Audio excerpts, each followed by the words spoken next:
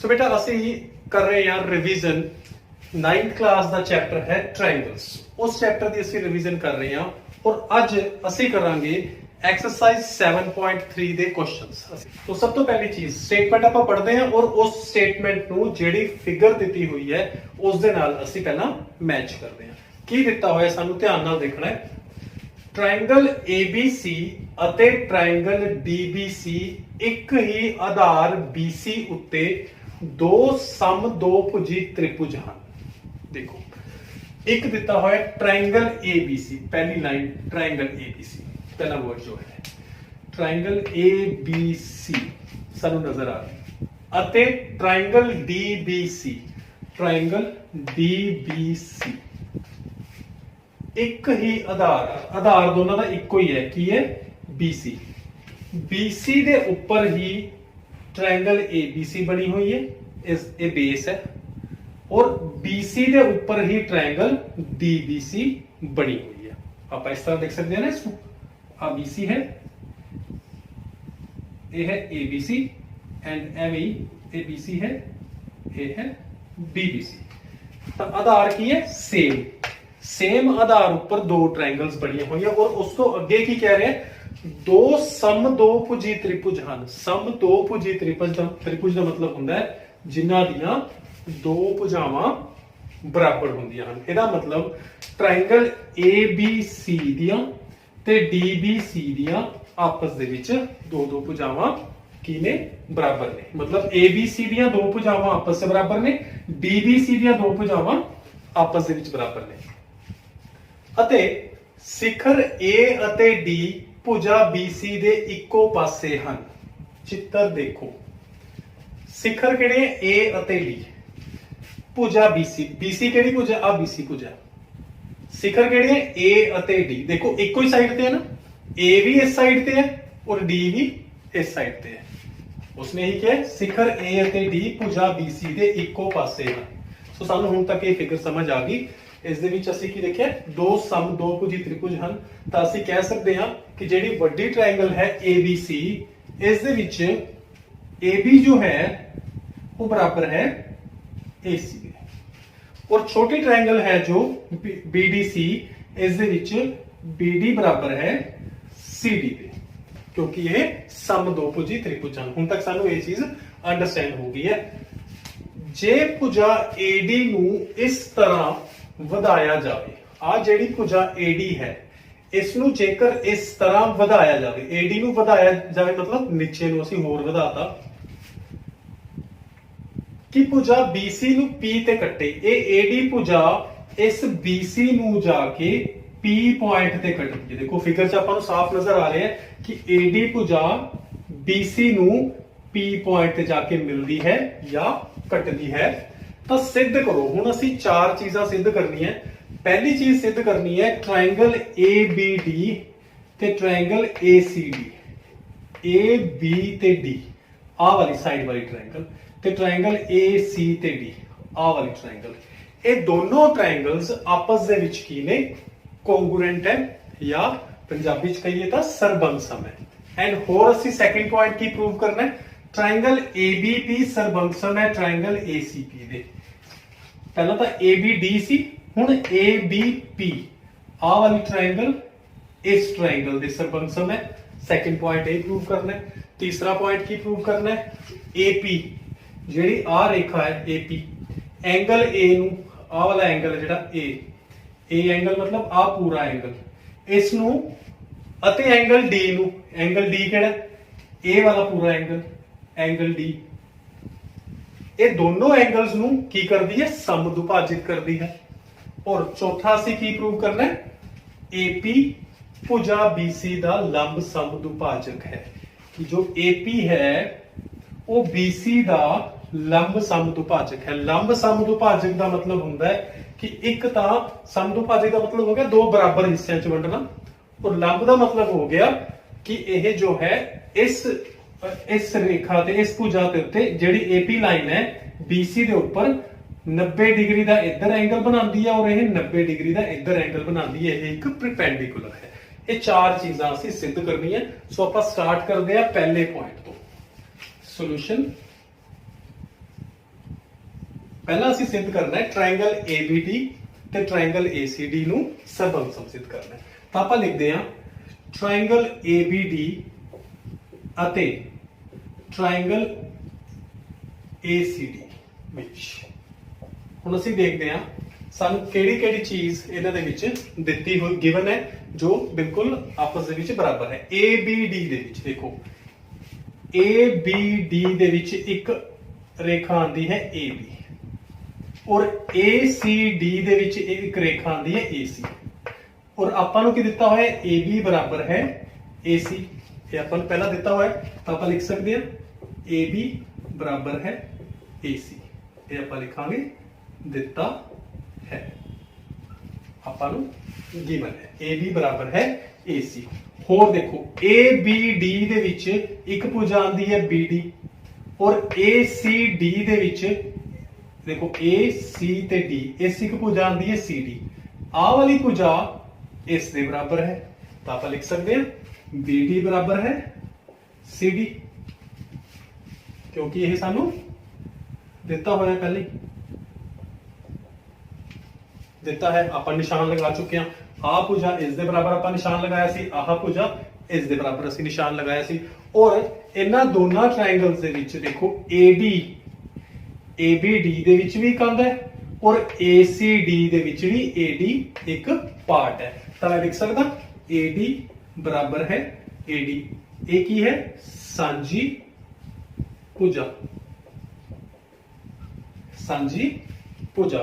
ਤਾਂ ਅਸੀਂ ਪਹਿਲਾਂ ਇੱਕ ਸਾਈਡ ਫਿਰ ਦੁਬਾਰਾ ਇੱਕ ਸਾਈਡ ਔਰ ਫਿਰ ਦੁਬਾਰਾ ਇੱਕ ਸਾਈਡ ਅਸੀਂ ਤਿੰਨ ਸਾਈਡਸ ਨੂੰ ਆਪਸ ਦੇ ਵਿੱਚ ਆ ਦੋਨੋਂ ਟ੍ਰਾਇੰਗਲਸ ਦੀਆਂ ਤਿੰਨੋਂ ਸਾਈਡਸ ਨੂੰ ਆਪਸ ਅਸੀਂ ਬਰਾਬਰ ਪ੍ਰੂਵ ਕਰਤਾ ਤੇ ਜੇ ਤਿੰਨੋਂ ਸਾਈਡਸ ਬਰਾਬਰ ਹੋਣ ਤਾਂ ਅਸੀਂ SSS ਸਰਬੰਗ ਸਮਤਾ ਨਿਯਮ ਰਾਹੀਂ ਲਿਖ ਸਕਦੇ ਹਾਂ ਕਿ ਇਹ ਦੋਨੋਂ ਟ੍ਰਾਇੰਗਲਸ ਕੀ ਹੈ ਆਪਸ ਦੇ ਵਿੱਚ ਕੌਂਗਰੂਐਂਟ ਹੈ। ਤਾਂ ਅਸੀਂ ਲਿਖ ਸਕਦੇ ਹਾਂ ट्रायंगल ABD जो है इस सर्वंगसम है किस दे ट्रायंगल ACD दे और जे ये आपस में सर्वंगसम ने तो असि रूल केड़ा लगाया वो भी लिखांगे SSS सर्वंगसमता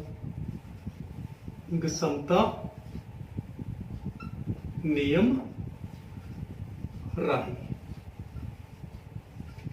इस नियम राही ਅਸੀਂ ਇਸ ਨੂੰ ਪ੍ਰੂਵ ਕਰਤਾ ਕਿ ਇਹ ਦੋ ਟ੍ਰਾਇੰਗਲਸ ਆਪਸ ਦੇ ਵਿੱਚ ਕੀ ਨੇ ਕੌਂਗਰੂਐਂਟ ਹੈ। ਤਾਂ ਇੱਕ ਚੀਜ਼ ਅਸੀਂ ਪਹਿਲਾ ਪੁਆਇੰਟ ਪ੍ਰੂਵ ਕਰਤਾ।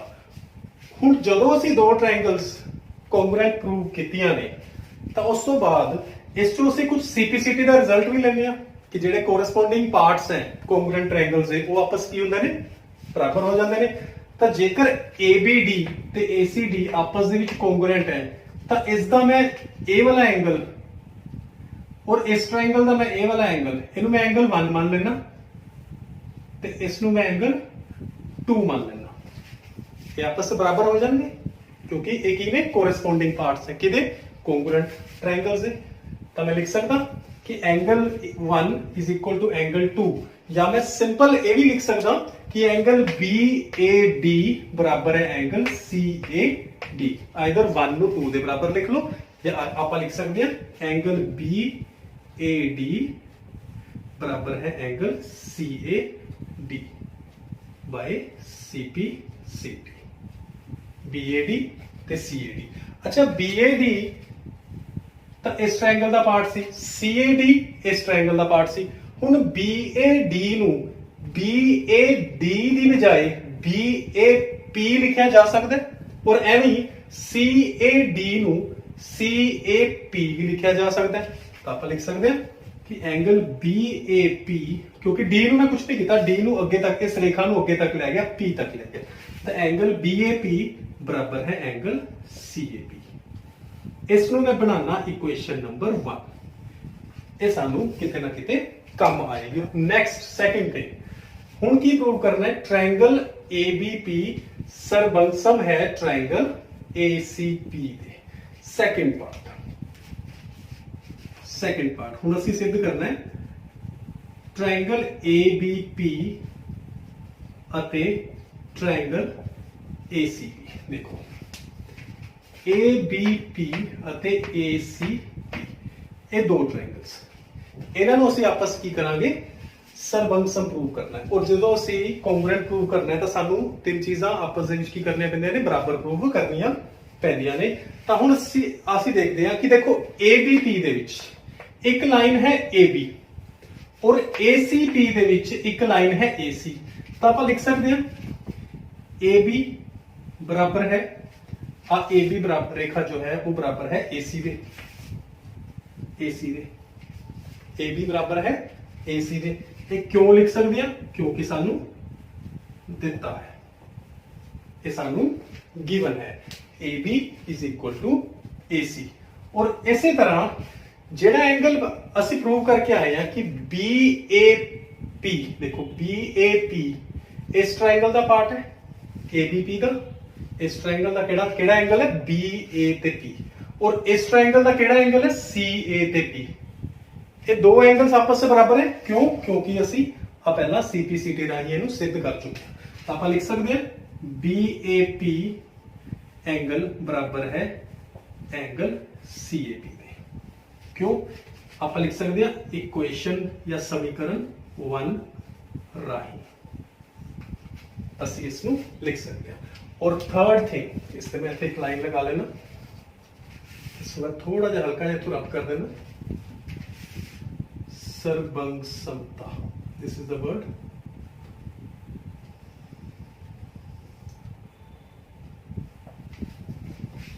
तो एक चीज AB बराबर है AC, एंगल BAP बराबर है एंगल CAP, दो चीजा हो गई। एंड थर्ड थिंग ABP दे विच भी AP आंदा है और दूसरी ट्रायंगल केड़ी सी ACP दे विच भी AC आंदा है।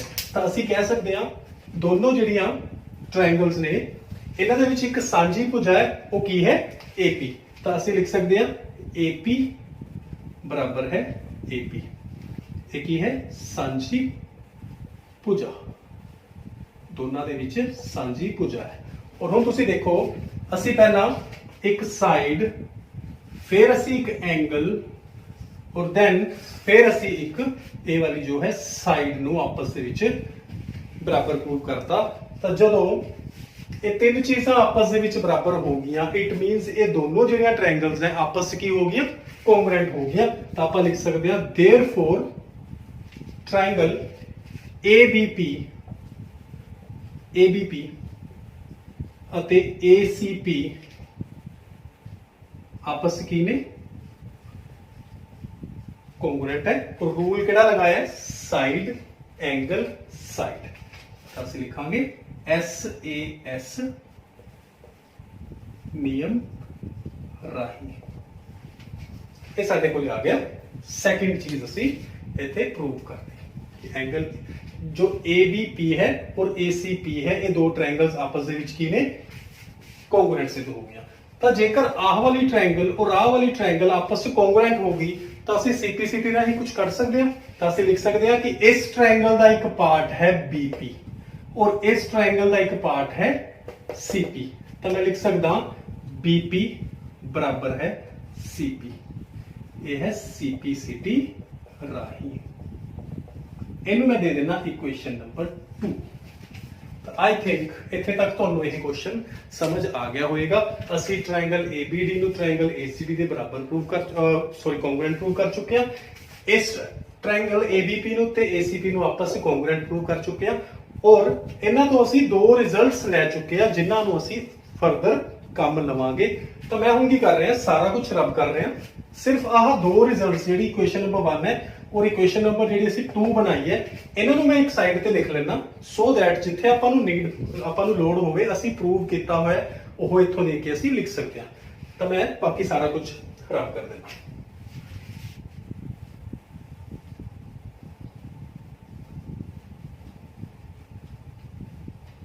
पहला सारा रिजल्ट सीगा एंगल BAP ਅਸੀਂ ਬਰਾਬਰ ਸਿੱਧ ਕੀਤਾ ਸੀਗਾ एंगल CAP ਦੇ। ਇਹ ਸਾਡੀ ਇਕੁਏਸ਼ਨ ਨੰਬਰ ਅਸੀਂ 1 ਸਿੱਧ ਕੀਤੀ ਹੋਈ ਹੈ ਔਰ ਇੱਕ BP ਬਰਾਬਰ ਹੈ CP। ਇਹ ਅਸੀਂ ਇਕੁਏਸ਼ਨ ਨੰਬਰ 2 ਸਿੱਧ ਕੀਤੀ ਹੋਈ ਹੈ, ਸਿੱਧ ਕਰ ਚੁੱਕੇ ਹਾਂ। ਹੁਣ ਮੈਂ ਕੀ ਕਰ ਰਿਹਾ, ਬਾਕੀ ਸਾਰਾ ਕੁਝ ਰੱਬ ਕਰ ਚੁੱਕੇ ਹਾਂ ਕਿਉਂਕਿ ਸਾਡੇ ਪਹਿਲੇ ਦੋ ਪਾਰਟ ਖਤਮ ਹੋ ਚੁੱਕੇ ਹਨ। ਇਸ ਤੋਂ ਬਾਅਦ थर्ड थिंग, थर्ड उसने की क्या है, एग्जामिनर की कह रहे हैं, पूछ रहे हैं कि प्रूव करो कि एपी एंगल ए ਅਤੇ एंगल डी ਨੂੰ ਸਮਦੁਭਾਜਿਤ ਕਰਦਾ है। एंगल ए आ वाला एंगल ए ਤੇ आ वाला एंगल डी, एंगल डी ਕਿਹੜਾ ਹੋਇਆ ए वाला।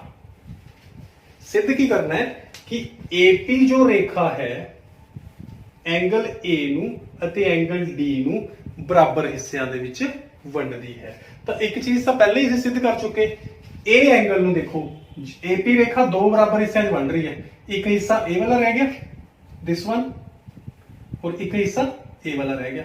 ਔਰ ਇਹ ਤਾਂ ਅਸੀਂ ਪਹਿਲਾਂ ਹੀ ਇਕੁਏਸ਼ਨ ਨੰਬਰ 1 ਤੋਂ ਸਿੱਧ ਕਰ ਚੁੱਕੇ ਹਾਂ ਕਿ ਐਂਗਲ ਜਿਹੜਾ BAP ਹੈ, ਦੇਖੋ BAP ਤੇ CAP ਆਪਸ 'ਚ ਕੀ ਹੈ ਬਰਾਬਰ ਹੈ। ਤਾਂ ਅਸੀਂ ਥਰਡ ਪਾਰਟ ਦੀ ਸ਼ੁਰੂਆਤ ਇਸ ਤਰ੍ਹਾਂ ਕਰਦੇ ਹਾਂ कि एंगल BAP बराबर है एंगल CAP। क्यों? क्योंकि इक्वेशन 1 राही ਅਸੀਂ ऊपर सिद्ध कर चुके हैं। तो इसका मतलब एक चीज क्लियर होगी कि AP जो है therefore AP एंगल A ਨੂੰ ਸਮਦੁਭਾਜਿਤ करती है। रेखा एपी जो है एंगल ए ਨੂੰ ਤਾਂ ਸਮਦੁਭਾਜਿਤ ਕਰਦੀ ਹੈ।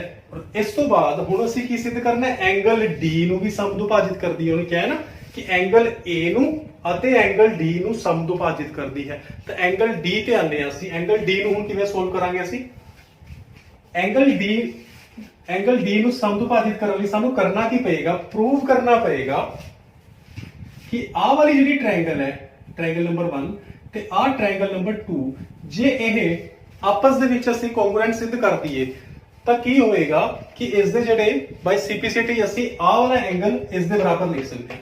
ਤਾਂ ਹੁਣ ਮੈਂ ਕੀ ਕਰੂੰਗਾ, ਆ ਵਾਲੀ ਟ੍ਰਾਇੰਗਲ ਨੂੰ ਔਰ ਇਸ ਵਾਲੀ ਟ੍ਰਾਇੰਗਲ ਨੂੰ ਆਪਸ ਦੇ ਵਿੱਚ ਕੋਂਗਰੂਐਂਟ ਸਿੱਧ ਕਰੂੰਗਾ। ਤਾਂ ਆਪਾਂ ਲਿਖਦੇ ਹਾਂ ਟ੍ਰਾਇੰਗਲ BDP ਅਤੇ CDP ਵਿੱਚ,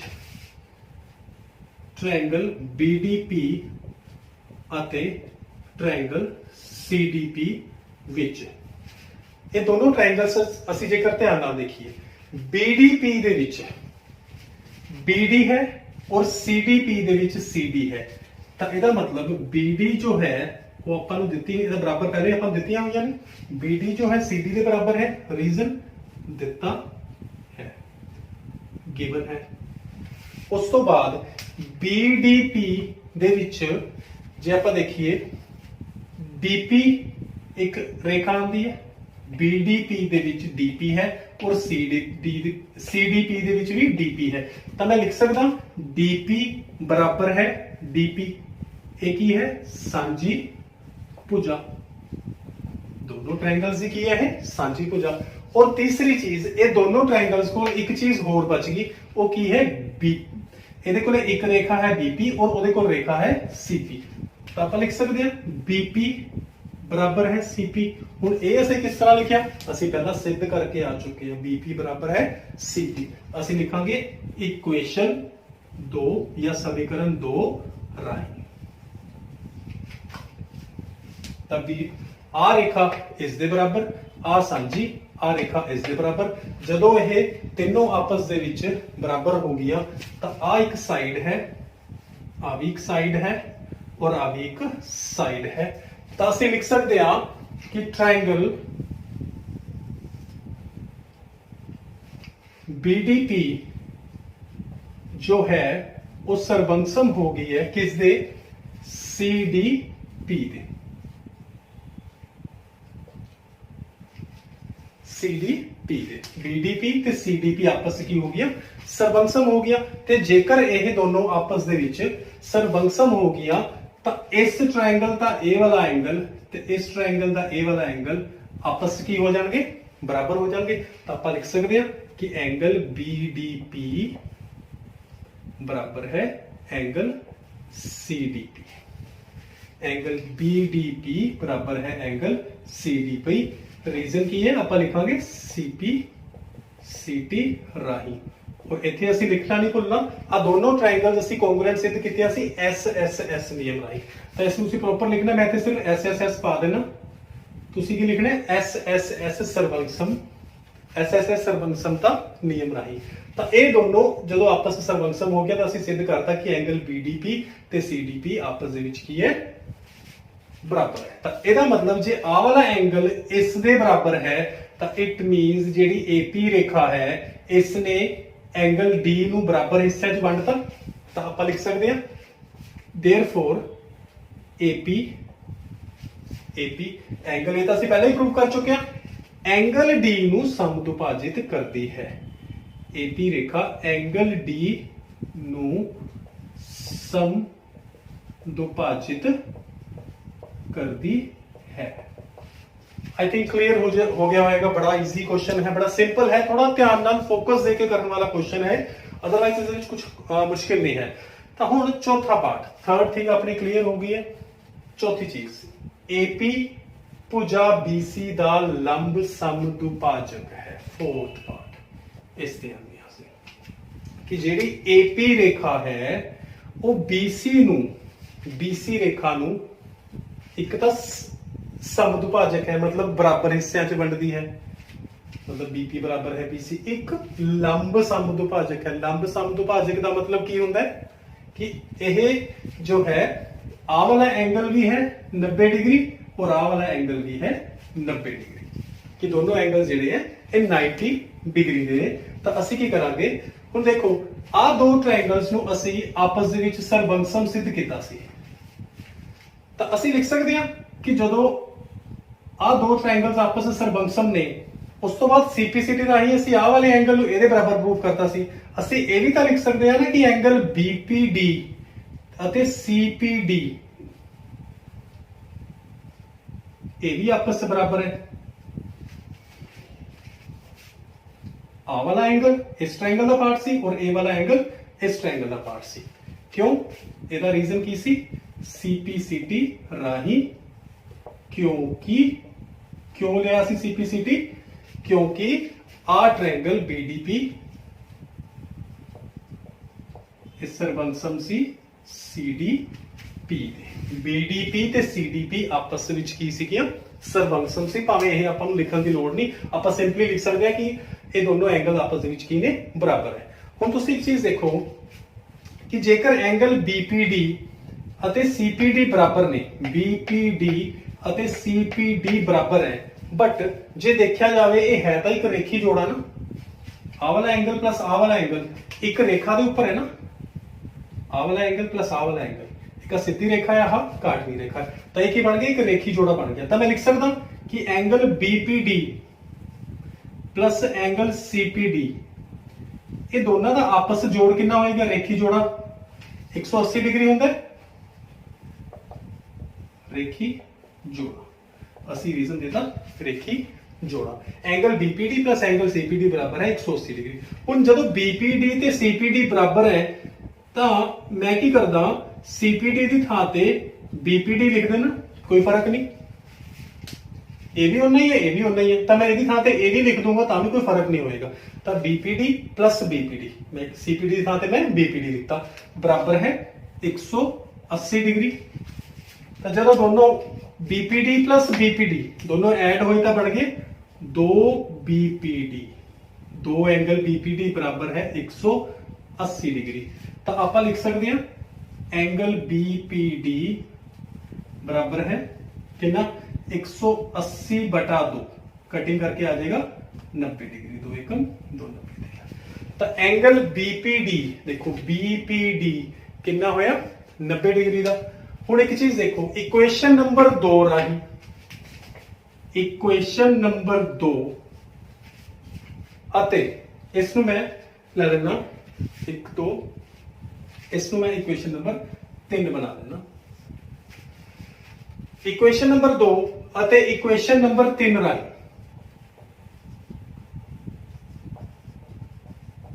ਧਿਆਨ ਨਾਲ ਦੇਖੋ ਕੀ ਹੋਇਆ 2 ਨੰਬਰ ਇਕੁਏਸ਼ਨ ਕਹਿੰਦੀ ਹੈ कि BP बराबर है CP BP जो है CP के बराबर है और 3 नंबर इक्वेशन की कहती है आ वाला एंगल 90 डिग्री का इट मींस ये दोनों आपस से बराबर भी है और जे आ वाला 90 है तो आ भी बराबर है, आ भी 90 है। इट मीनस ਅਸੀਂ लिख सकते हैं AP ਭੁਜਾ BC ਦਾ ਲੰਬ ਸਮਦੁਭਾਜਕ ਹੈ।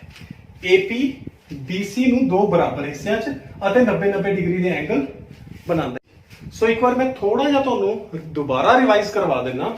ਸਾਨੂੰ ਕੀ ਦਿੱਤੀ ਹੋਈ ਸੀ, ਇੱਕ ਟ੍ਰਾਇੰਗਲ ABC ਜਿਸ ਦੇ ਵਿੱਚ ਇੱਕ ਹੋਰ ਟ੍ਰਾਇੰਗਲ ਹੈ BDC। ਇਹ ਦੋ ਟ੍ਰਾਇੰਗਲ ਸਾਨੂੰ ਦਿੱਤੀਆਂ ਹੋਈਆਂ ਸੀ ਜਿਹੜੀਆਂ ਸੇਮ ਆਧਾਰ BC ਦੇ ਉੱਪਰ ਲਾਈ ਕਰਦੀਆਂ ਨੇ। ਤੇ ਉਹਨੇ ਕੀ ਕਿਹਾ ਸੀ ਕਿ ਸਿੱਧ ਕਰੋ ਇਹ ਦੋਨੋਂ, ਇੱਕ ਆ ਵਾਲੀ ਟ੍ਰਾਇੰਗਲ ਵੀ ਤੇ ਆ ਵਾਲੀ ਟ੍ਰਾਇੰਗਲ ਵੀ ਆਪਸ ਦੇ ਵਿੱਚ ਕੀ ਸੀਗੀਆਂ, ਇਹ ਦੋਨੋਂ ਆਪਸ ਦੇ ਵਿੱਚ ਇਹ ਬਰਾਬਰ ਸੀ, ਇਹਨਾਂ ਦੇ ਦੋ ਸਾਈਡਸ ਬਰਾਬਰ ਸੀ। ਇਹ ਸਮ ਦੋ ਭੁਜੀ ਤ੍ਰਿਭੁਜ ਸੀਗੀਆਂ, ਮਤਲਬ AB AC ਦੇ ਬਰਾਬਰ ਸੀ ਔਰ BD CD ਦੇ ਬਰਾਬਰ ਸੀ।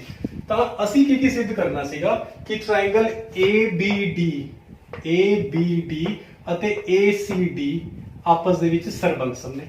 ਅਸੀਂ ਕਿਵੇਂ ਸਿੱਧ ਕੀਤਾ, ਇਸ ਦੀ ਆ ਸਾਈਡ ਇਸ ਦੇ ਬਰਾਬਰ ਸਾਨੂੰ ਦਿੱਤੀ ਹੋਈ ਸੀ, ਇਸ ਦੀ ਆ ਸਾਈਡ ਇਸ ਦੇ ਬਰਾਬਰ ਸਾਨੂੰ ਦਿੱਤੀ ਹੋਈ ਸੀ ਔਰ ਆ ਜਿਹੜੀ ਭੁਜਾ ਸੀ AD ਦੋਨਾਂ ਵਿੱਚ ਕੀ ਸੀ, ਸਾਂਝੀ ਸੀ। ਤਾਂ ਅਸੀਂ SS ਨਿਯਮ ਰਾਹੀਂ ਆ ਦੋ ਟ੍ਰਾਇੰਗਲਸ ਨੂੰ ਆਪਸ ਦੇ ਵਿੱਚ ਕੀ ਕੀਤਾ, ਸਰਬੰਸਮ ਪ੍ਰੂਵ ਕਰਤਾ। ਔਰ ਜਦੋਂ ਸਰਬੰਸਮ ਪ੍ਰੂਵ ਕੀਤਾ ਤਾਂ ਅਸੀਂ ਐਂਗਲ 1 ਨੂੰ ਜਾਂ ਐਂਗਲ BAD ਨੂੰ ਤੇ ਐਂਗਲ CAD ਦੇ ਬਰਾਬਰ ਸਿੱਧ ਕਰਤਾ। ਕਿਵੇਂ, CPCT ਰਾਹੀਂ। ਤੇ BAD ਨੂੰ ਅਸੀਂ ਲਿਖਤਾ ਐਂਗਲ BAP ਔਰ CAD ਨੂੰ ਅਸੀਂ ਲਿਖਤਾ ਐਂਗਲ CAP। ਔਰ ਅਸੀਂ ਇੱਕ ਰਿਜ਼ਲਟ ਲੈ ਲਿਆ ਕਿ BAP ਤੇ CAP ਬਰਾਬਰ ਹੈ। ਅਸੀਂ ਇੱਕ ਨੰਬਰ ਇਸ ਨੂੰ ਰਿਜ਼ਲਟ ਬਣਾ ਲਿਆ। ਸੈਕਿੰਡ, ਉਸ ਤੋਂ ਬਾਅਦ ਉਹਨੇ ਕਿਹਾ ਟ੍ਰਾਇੰਗਲ ABP ਅਤੇ ACP ਨੂੰ ਆਪਸ ਵਿੱਚ ਸਰਬੰਸਮ ਸਿੱਧ ਕਰੋ। ਤਾਂ ਅਸੀਂ ABP ਅਤੇ ACP ਇਹ ਦੋ ਟ੍ਰਾਇੰਗਲਸ ਲਈਆਂ, ਇਹਨਾਂ ਨੂੰ ਆਪਸ ਦੇ ਵਿੱਚ ਸਰਬੰਸਮ ਸਿੱਧ ਕਰਨ ਲਈ ਅਸੀਂ ਕੀ ਕੀਤਾ, ਆ ਸਾਈਡ ਇਸ ਦੇ ਬਰਾਬਰ ਦਿੱਤੀ ਹੋਈ ਸੀ। ABP ਦੇ ਵਿੱਚ ਆ ਵਾਲਾ ਐਂਗਲ ਔਰ ACP ਦੇ ਵਿੱਚ ਆ ਵਾਲਾ ਐਂਗਲ ਅਸੀਂ ਪਹਿਲਾਂ ਹੀ ਬਰਾਬਰ ਸਿੱਧ ਕਰ ਚੁੱਕੇ ਸੀ CPCT ਰਾਹੀਂ। ਔਰ ABP ਦੇ ਵਿੱਚ ਔਰ ACP ਦੇ ਵਿੱਚ ਇੱਕ ਜਿਹੜੀ ਰੇਖਾ ਹੈ AP ਉਹ ਕੀ ਸੀ, ਸਾਂਝੀ ਸੀ। ਸੋ ਸਾਈਡ ਐਂਗਲ ਸਾਈਡ ਰਾਹੀਂ ਅਸੀਂ ਆਹ ਦੋ ਟ੍ਰਾਇੰਗਲਸ ਨੂੰ ਆਪਸ ਦੇ ਵਿੱਚ ਕੋਂਗਰੂਐਂਟ ਸਿੱਧ ਕਰਤਾ। ਸੋ ਇਹ ਆਪਣਾ ਸੈਕਿੰਡ ਪਾਰਟ ਹੋ ਗਿਆ। ਔਰ ਉਸ ਦਾ ਅਸੀਂ CPCT ਰਾਹੀਂ ਰਿਜ਼ਲਟ ਲਿੱਤਾ। ਜਦੋਂ ਆਹ ਟ੍ਰਾਇੰਗਲ ਪੂਰੀ ਇਸ ਦੇ ਬਰਾਬਰ ਕੋਂਗਰੂਐਂਟ ਸਿੱਧ ਹੋਗੀ ਤਾਂ ਅਸੀਂ ਰਿਜ਼ਲਟ ਲਿਆ ਕਿ BP ਬਰਾਬਰ ਹੈ CP। ਇਸ ਨੂੰ ਅਸੀਂ ਸੈਕਿੰਡ ਰਿਜ਼ਲਟ ਬਣਾਇਆ। ਉਸ ਤੋਂ ਬਾਅਦ ਥਰਡ ਉਸਨੇ ਕਿਹਾ ਸੀ ਕਿ AP ਐਂਗਲ A ਅਤੇ ਐਂਗਲ D ਨੂੰ ਸਮਦੁਭਾਜਿਤ ਕਰਦਾ ਹੈ। ਉਹ ਤਾਂ ਅਸੀਂ ਪਹਿਲਾਂ ਹੀ ਕਰ ਚੁੱਕੇ ਐਂਗਲ A ਬਾਰੇ ਤਾਂ, ਕਿਉਂਕਿ BAP ਅਤੇ CAP ਇਹ ਦੋਨੋਂ ਐਂਗਲ ਆਪਸ ਵਿੱਚ ਬਰਾਬਰ ਸੀ, ਸਿੱਧ ਕਰ ਚੁੱਕੇ ਆ। ਤਾਂ ਇਟ ਮੀਨਸ ਜਿਹੜੀ AP ਰੇਖਾ ਹੈ ਐਂਗਲ A ਨੂੰ ਬਰਾਬਰ ਹਿੱਸਿਆਂ 'ਚ ਵੰਡਦੀ ਹੈ, ਤਾਂ ਇਹ ਬਰਾਬਰ ਸੀ। ਹੁਣ D ਨੂੰ ਕਰਨਾ ਸੀ ਔਰ D ਨੂੰ ਜਦੋਂ ਬਰਾਬਰ ਪ੍ਰੂਵ ਕਰਨਾ ਸੀਗਾ, ਦੋ ਬਰਾਬਰ ਹਿੱਸਿਆਂ 'ਚ ਵੰਡਿਆ ਗਿਆ ਐਂਗਲ ਇਹ AP ਰੇਖਾ ਦੀ ਵਜ੍ਹਾ ਕਰਕੇ, ਉਸ ਲਈ ਸਾਨੂੰ ਕੀ ਕਰਨਾ ਪਿਆ, ਆਹ ਦੋ ਟ੍ਰਾਇੰਗਲਸ ਨੂੰ ਆਪਸ 'ਚ ਸਾਨੂੰ ਕੋਂਗਰੂਐਂਟ ਸਿੱਧ ਕਰਨਾ ਪਿਆ। ਔਰ ਅਸੀਂ ਕਿਵੇਂ ਕੀਤਾ, ਆਹ ਰੇਖਾ ਇਹਦੇ ਬਰਾਬਰ ਦਿੱਤੀ ਹੋਈ ਸੀ, ਆਹ ਰੇਖਾ ਦੋਨੋਂ ਟ੍ਰਾਇੰਗਲਸ ਦੇ ਵਿੱਚ ਆਹ ਵਾਲੀ ਰੇਖਾ ਸਾਂਝੀ ਹੈ ਔਰ ਇਹ ਰੇਖਾ ਤੇ ਇਹ ਰੇਖਾ BP ਤੇ CP ਅਸੀਂ ਆਪਸ ਦੇ ਵਿੱਚ ਬਰਾਬਰ ਸਿੱਧ ਕਰ ਚੁੱਕੇ ਹਾਂ। ਇਹਦੇ ਨਾਲ ਕੀ ਹੋਇਆ, ਦੋਨੋਂ ਟ੍ਰਾਇੰਗਲਸ ਆਪਸ ਦੇ ਵਿੱਚ ਕੋਂਗਰੂਐਂਟ ਪ੍ਰੂਵ ਹੋ ਗਈਆਂ। ਜਦੋਂ ਦੋਨੋਂ ਟ੍ਰਾਇੰਗਲਸ ਆਪਸ ਦੇ ਵਿੱਚ ਕੋਂਗਰੂਐਂਟ ਹੋ ਗਈਆਂ ਦੈਨ ਅਸੀਂ ਕੀ ਕੀਤਾ, CPCT ਰਾਹੀਂ ਲਿਖਤਾ ਕਿ ਇਹ ਵਾਲਾ ਐਂਗਲ ਤੇ ਇਹ ਵਾਲਾ ਐਂਗਲ ਆਪਸ ਵਿੱਚ ਬਰਾਬਰ ਹੈ। ਇਟ ਮੀਨਸ ਜਿਹੜਾ ਐਂਗਲ D ਹੈ ਇਸ ਨੂੰ AP ਜਿਹੜੀ ਰੇਖਾ ਹੈ ਪ੍ਰੋਪਰ ਦੋ ਹਿੱਸਿਆਂ 'ਚ ਡਿਵਾਈਡ ਕਰਦੀ ਹੈ ਜਾਂ ਸਮਦੁਭਾਜਿਤ ਕਰਦੀ ਹੈ। ਔਰ ਚੌਥੀ ਚੀਜ਼ ਉਸਨੇ ਕਿਹਾ ਸੀ AP ਭੁਜਾ BC ਦਾ ਲੰਬ ਸਮਦੁਭਾਜਕ ਹੈ। AP BC ਨੂੰ ਦੋ ਬਰਾਬਰ ਹਿੱਸਿਆਂ 'ਚ ਅਤੇ 90-90 ਡਿਗਰੀ ਦੇ ਐਂਗਲ ਬਣਾਉਂਦਾ ਹੈ, ਇਸ ਦੇ ਉੱਪਰ ਇੱਕ ਪਰਪੈਂਡੀਕੂਲਰ ਹੈ। ਤਾਂ ਅਸੀਂ ਕੀ ਕੀਤਾ, ਆਹ ਵਾਲਾ ਐਂਗਲ ਜਦੋਂ ਆਹ ਦੋਨੋਂ ਟ੍ਰਾਇੰਗਲਸ ਅਸੀਂ ਆਪਸ ਦੇ ਵਿੱਚ ਕੋਂਗਰੂਐਂਟ ਸਿੱਧ ਕੀਤੀਆਂ ਸੀ ਤਾਂ ਅਸੀਂ ਕੀ ਕੀਤਾ, CPCT ਰਾਹੀਂ ਆਹ ਵਾਲਾ ਐਂਗਲ ਤੇ ਆਹ ਵਾਲਾ ਐਂਗਲ ਵੀ ਆਪਸ ਦੇ ਵਿੱਚ ਬਰਾਬਰ ਲਿਖਤਾ। ਜਦੋਂ ਦੋਨੋਂ ਨੂੰ ਬਰਾਬਰ ਲਿਖਤਾ ਬਟ ਇਹ ਵਾਲਾ ਐਂਗਲ ਔਰ ਇਹ ਵਾਲਾ ਐਂਗਲ ਦੋਨੋਂ ਕੀ ਹੈ, ਦੋਨੋਂ ਇੱਕ ਰੇਖੀ ਜੋੜਾ ਹੈ। ਤਾਂ ਦੋਨਾਂ ਦਾ ਜੋੜ ਕੀ ਸੀ, 180 ਦੇ ਬਰਾਬਰ। ਤਾਂ ਜਦੋਂ ਬਰਾਬਰ ਸੀ ਦੋਨੋਂ ਤਾਂ ਮੈਂ CPD ਦੀ ਥਾਂ ਤੇ BPD ਲਿਖਤਾ। ਟਵਾਈਸ ਆਫ BPD ਵੀ 180 ਦੇ ਬਰਾਬਰ ਆ ਗਿਆ ਤਾਂ ਕੱਲਾ BPD ਕਿਸ ਦੇ ਬਰਾਬਰ ਆ ਗਿਆ, 90 ਡਿਗਰੀ। ਤਾਂ ਇਟ ਮੀਨਸ ਲੰਬ ਤਾਂ ਸਾਡਾ ਪ੍ਰੂਵ ਹੋ ਗਿਆ। ਸਮਦੁਭਾਜਕ ਮੀਨਸ ਕਿ ਆਹ ਜਿਹੜੀ ਲਾਈਨ ਹੈ BC ਨੂੰ AP ਬਰਾਬਰ ਹਿੱਸਿਆਂ 'ਚ ਵੰਡਦੀ ਹੈ। ਉਹ ਅਸੀਂ ਪਹਿਲਾਂ ਹੀ ਸਿੱਧ ਕਰਕੇ ਆ ਚੁੱਕੇ ਸੀ ਕਿ BP ਬਰਾਬਰ ਹੈ CP ਇਕੁਏਸ਼ਨ ਨੰਬਰ 2 ਤੋਂ। ਸੋ ਇਸ ਤਰ੍ਹਾਂ